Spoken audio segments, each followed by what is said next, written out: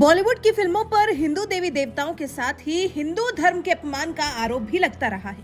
फिर वो चाहे आमिर खान की फिल्म पीके हो या फिर सैफ अली खान की वेब सीरीज तांडव। बॉलीवुड में ऐसी फिल्मों की भरमार है जिसकी वजह से हिंदुवादी संगठन इन फिल्मों का जमकर विरोध करते हैं।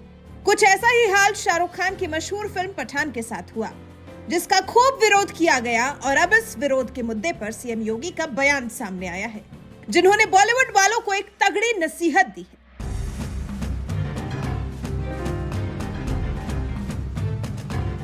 उत्तर प्रदेश के मुख्यमंत्री जैसे संवैधानिक पद पर बैठने से पहले योगी आदित्यनाथ की एक ऐसे फायर ब्रांड नेता के रूप में पहचान थी, जिनकी एक एक दहाड़ पर कोई न कोई विवाद खड़ा हो जाता था, क्योंकि योगी आदित्यनाथ जब भी बोलते थे डंके की चोट पर बोलते थे।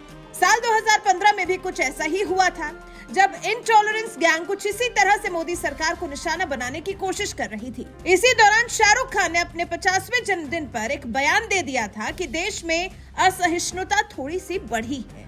उनके इसी बयान पर पलटवार करते हुए उस वक्त गोरखपुर से बीजेपी सांसद रहे योगी आदित्यनाथ ने एक बयान में कहा था, इस देश का बहुसंख्यक समाज अगर उनका बहिष्कार कर देगा तो उन्हें भी आम मुसलमान की तरह भटकना होगा।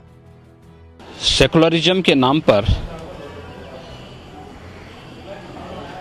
इस देश के अंदर वामपंथी विचारधारा के कुछ कथित लेखकों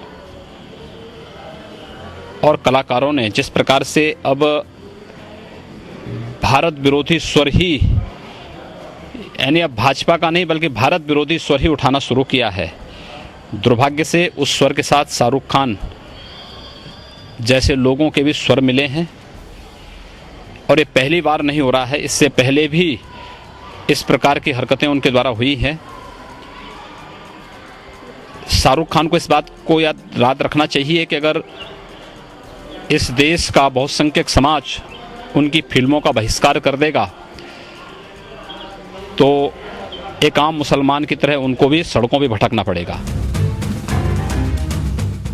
योगी आदित्यनाथ के करीब 7 साल पुराने इस बयान का इस्तेमाल पठान के विरोध में भी खूब किया गया था।